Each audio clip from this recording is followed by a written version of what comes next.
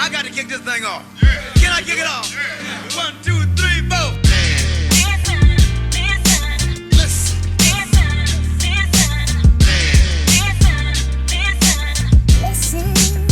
Ladies and gentlemen, listen.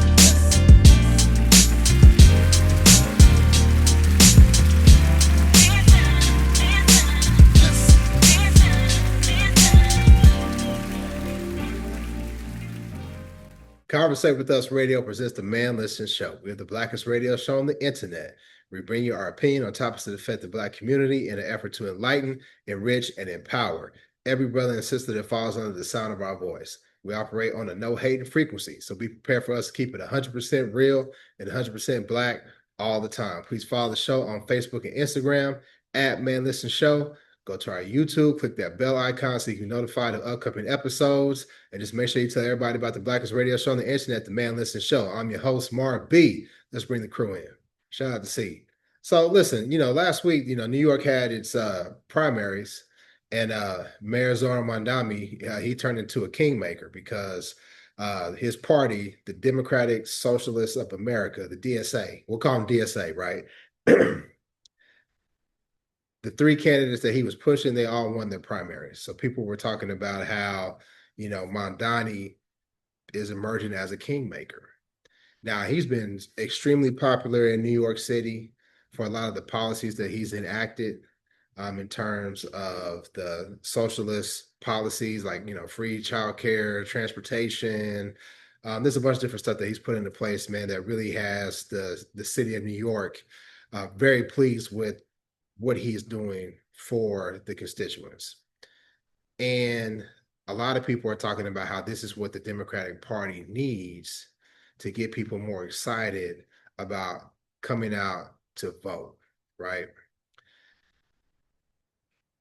Some of the people that were in this party, the DSA, were caught heckling or making chants towards Hakeem Jeffries. Hakeem Jeffries, if the Democrats take back over the House, he would be the first Black person to be the Speaker of the House. Now they're saying, hey, Hakeem Jeffries, you're up next, because Jeffries was promoting his candidates, and obviously all of them lost to the DSA candidates, right? So a lot of people are talking about how this somewhat has somewhat of a racist tinge to it, and what I'll do to try to connect it for you guys is the same thing with Jasmine Crockett with Tallarico here in Texas, where I live. Even though they're not DSA, right? Tallarico, he beat Jasmine Crockett fair and square. He got his base out. He got whites and Hispanics out, and he beat Jasmine Crockett. Jasmine Crockett said, hey, listen, I'm for the Democratic Party, but now people are saying, hey, we need Jasmine to come up and help us win against Paxton. And they're setting the table to where if Tallarico can't pull it off, it's the Black woman and the Black people's fault that it didn't happen, right? So when you have what's going on with Crockett in Texas, and then you see what's kind of building in New York with Jeffries, are we seeing sort of the blame game go towards Black people? What are y'all's thoughts?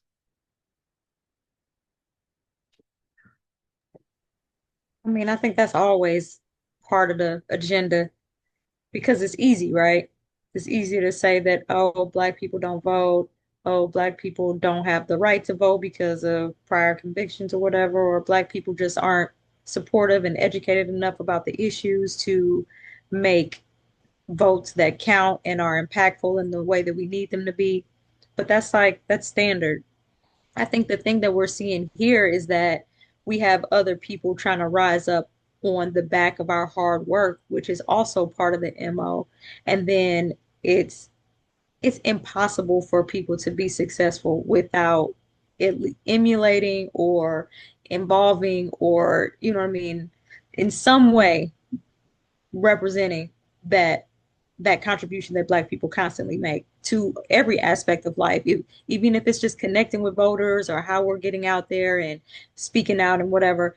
But I think that in this case, I would say, not in Jasmine's case, I think that I think that what some people might have been trying to do is get someone who's not as vocal against people, because I think that sometimes they're like, oh, well, because she's like so like vocal against Trump and all of his people, that that may not be as good of a draw. So that might be to me a little bit more nuanced.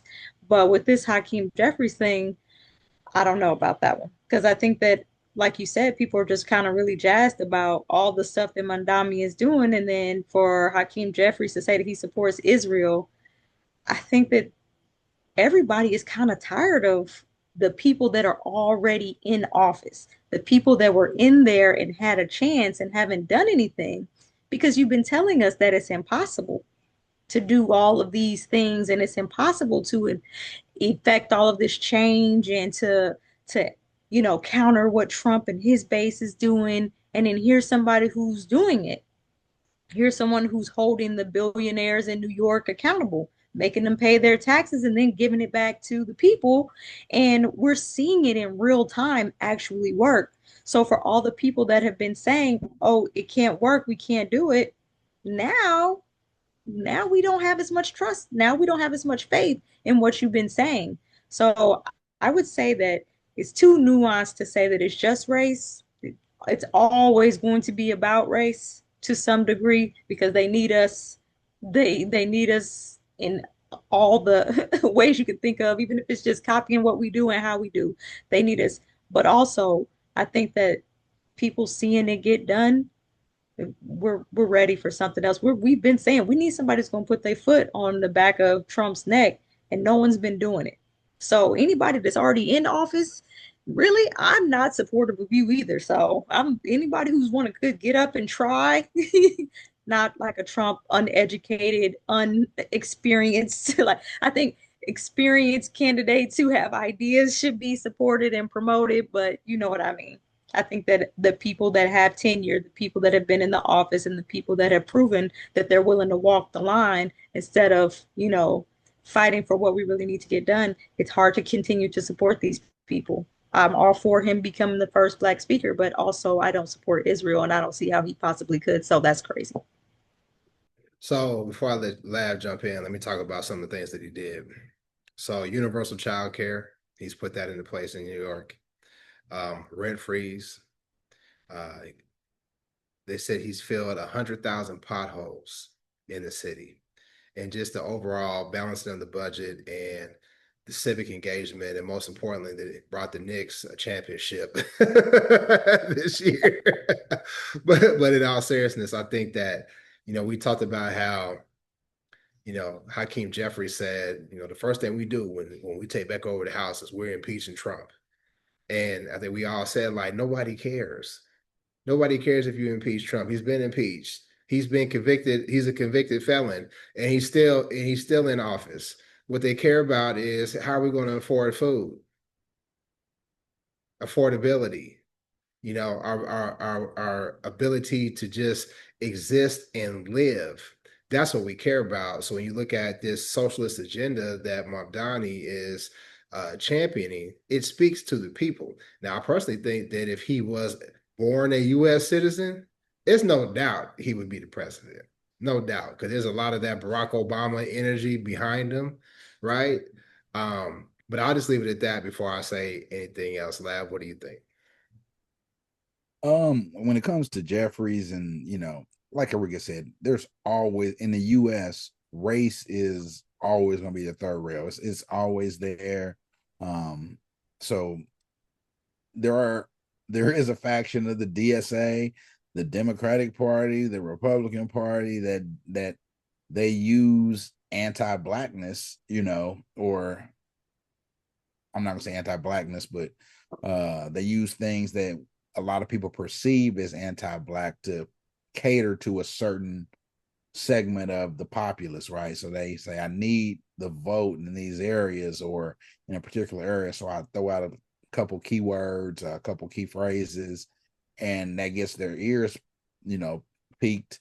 And they're like, okay, I like this person. So there's always going to be there. But also, like you said, I think everybody is just tired of the old guard. People gatekeeping, want to be, I want to be the savior. It's not about helping the people. It's really about me being the person that helps the people. And so there's a lot of ego. We talk about it all the time with these career politicians. So what's he going to do if you're not a politician? What you've done it for 30 years. What are you going to do next? And so as with most people in job situations, you see it now with people with AI and other things. People try to find ways to stay in those positions. They don't want some outside or somebody that's some outside force coming in like a whirlwind and just taking their job away. And so we have to understand that as well when it comes to politics, that these politicians aren't, to them, it's a career, it's a job. We put so much into them that I think sometimes we need to step back and realize that, hey, ultimately, for a lot of them, it's not about helping the people. It's about me winning the next election. It's about me staying in power. It's about me being able to go back to my district or my constituent and say, I did this for you. Not we did this as a collective, but I was able to get this done for you. That's why I'm the only person that can lead this group. And so when you see somebody who doesn't come from that ilk and they come in, like you said, and they make all these changes, and the city seems to be thriving. Enthusiasm for the city is at an all-time high. I want to say that they're, murders are down. I mean, there's not just New York, but other cities, where you have this young, fresh energy coming, and you have people, engage more. A lot of time, you see a Hakeem Jeffries, and you see he's not going to drive me to vote if I live there. You know what I mean? I'm not, if I haven't voted in 4 cycles, Hakeem Jeffries being on the ballot is not going to make me go out and vote in that 5th cycle. So long story short, yes, race is involved, but also some of the smoke is well deserved.